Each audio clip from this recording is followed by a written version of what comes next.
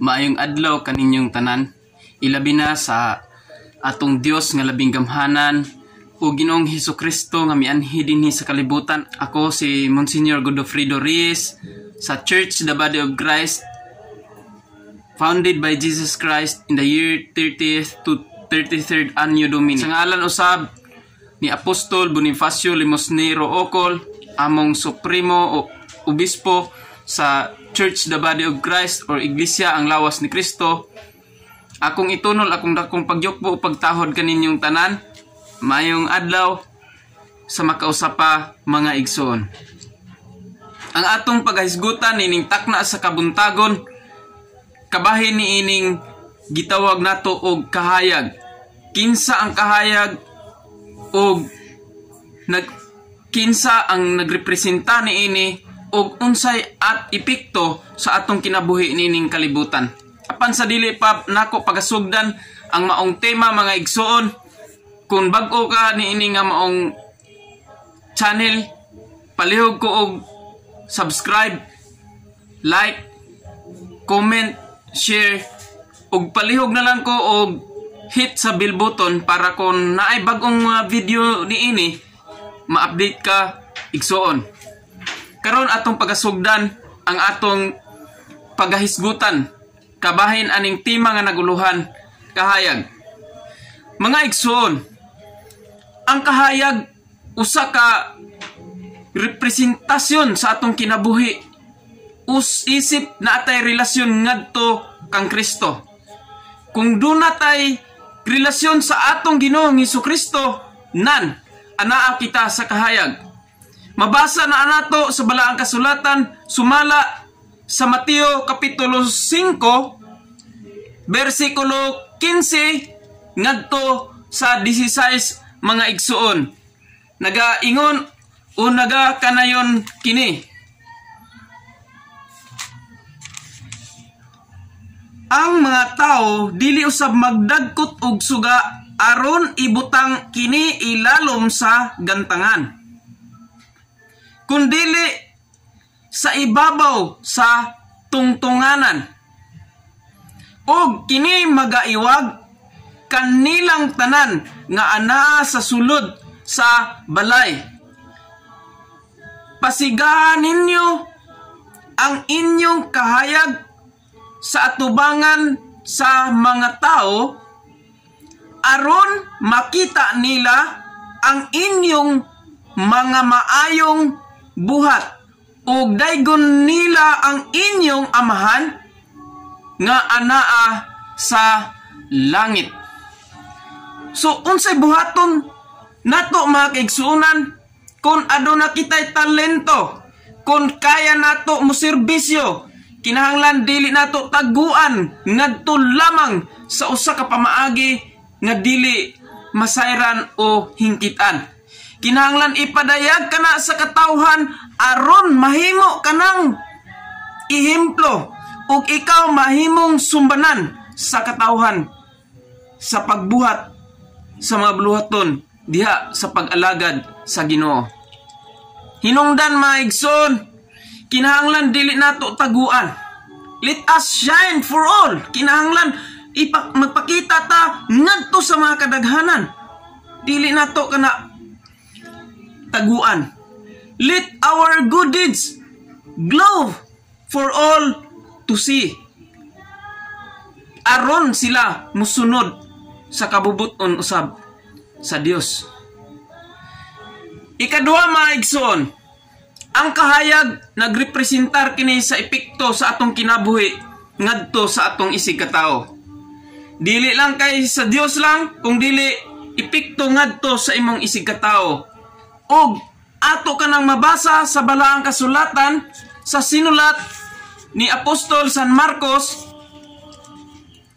kapitulo 4 bersikulo 21, og kini nagakanayon nga nag-ingon, og siya miingon kanila, kuhaon ba ang suga aron ibutang kini sa ilalom sa gantangan o ilalom sa katre, og dili hinuon ibabaw sa tungtunganan? Kung walay nahisalipdan nga dili igapadayag o natago nga igabutyag, kun ang bisan kinsam nga may dalunggan nga makadungog kinahanglan siya magpatalinghog. Subusa mga igsoon, dili day pwede nga kuhaon ang maong suga aron lamang taguan sa gantangan. So kung kita may katakos sa pag-alagad, kung kita may katakos sa paghimo sa mabuluhaton alang sa Ginoo, buhaton alang sa Ginoo mga igsoon, aron kini siya mahimong dakong epekto sa atong kinabuhi, kini mahimong sumbanan sa uban nga mga katawhan. Walay dapat salipdan kun unsay nahibalaan diha sa balaang kasulatan, ibutyag kana mga igsoon, kay nagatambag gayod ang balaang kasulatan nga kini nagrepresentar sa epekto sa atong kinabuhi ngadto sa atong isigkatawo.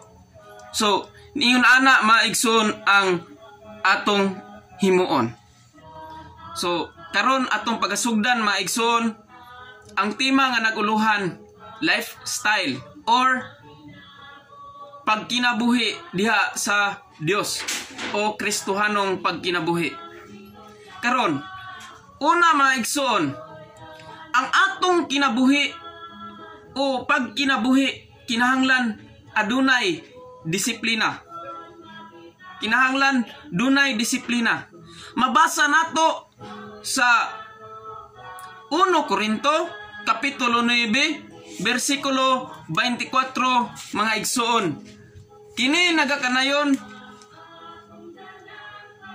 nga nag-ingon, wala ba kamo masayod nga sa panaglumba ang tanang mga magdadagan, ang tanang mga magdadalagan apilman sa lumba, apan nga usara kanila ang makadawat sa ganti? Busa dumalagan kamo sa ingon aron makadawat kamo niini. Ang matag usa ka magdudula nagabatasan sa pagpugong sa iyang kaugalingon, labot pa sa tanang mga butang. Sila nagahimo niini aron sa pagdaog sa usa ka purong-purong nga madunot ra, apan kita aron sa pagdaog sa dili madunot. So unsa day mga igsoon ang ingon sa balaang kasulatan sa 1 Korinto kapitulo 9 versikulo 24? In a race everyone runs, but only one person gets for the prize. Siya lang ang una, siya lang ang makadawat og presyo o ganti sa iyang pagkinabuhi. Aron makadaog kita sa contest, biyaan, himuon, bansayon nato ang atong kaugalingon. We will deny ourselves on many things that would keep us from doing our best. Kinahanglan himuon nato ang tanan natong mahimo sa atong kinabuhi. Mao kana ang pagabuhaton. Tanan nga magdulumba o mga atlet, gusto mo daog? Apan mga igsoon, sa pagdaog sa maong gitanaw nila, mao lamang ang ilang gitanaw ang alang sa kadaugan nga mao ang ganti nga blue ribbon or kadtong trophy. Apan kung kita sa pagkinabuhi nato sa Ginoo, ang ato gayod nga pagakabuton mao ang usa ka reward, ginganlan natog langit nun nga ganti nga dili gayod mawala, dili gayod makawang. Mao kana ang kinabuhi nga walay katapusan mga igsoon. O kinahanglan nga ang atong pagkinabuhi kinahanglan consistent siya sa pulong sa Ginoo. Sibo sa pulong sa Ginoo. Atong mabasa sa 2 Timoteo kapitulo 2 versikulo 15. Ngadto kini siya sa 16 mga igsuon nga naga kanayon. Paningkamuti pag-ayo ang pagpakita sa imong kaugalingon sa atubangan sa Dios ingon nga iyang nahimutan. Usa ka magtatrabaho nga dili kinahanglan magakaulaw, nga sa hustong paagi magapanudlo sa pulong sa kamatuoran. So, unsa di ay? We will work hard so that God can say to you. So God can say to you, well done. Moingon ang Dios, well done. Nahimo gyud nimo ang best. We must be a good workman. Kinahanglan himuon nato sa atubangan sa Dios nga usa ka magtatrabaho nga dili gyud taangay maulaw. We shall be the one who does not need to be ashamed for. When God examines our work, know what His word says and means. Nayon siya nga sa hustong pamaagi magapanudlo sa kamatuoran. So, kung ang Dios mo'y subay ni ini, maga-examine sa atong trabaho, makaingon siya gyud, well done. Well done, brother. Well done, Monsignor. Well done, pastor. O si bisan kinsa kanato nga nag-alagad diha sa atong Dios. So mao kadto mga igsuon kung unsa ang pagkinabuhi or atong dapat nga mahimong lifestyle. Busa hinauton ta nga nakahatag ako og dugang paninyo nga mga pagtulunan diha sa balaang kasulatan o pagpapukaw sa atong matag usa nga kinahanglan kita magkinabuhi uyon sa kabubuton sa Dios o kinahanglan kita magrepresentar sa atong kinabuhi diha sa pag-alagad sa Ginoo. Hinauton ta nga ang Dios magapanalangin kaninyo sa kanunay.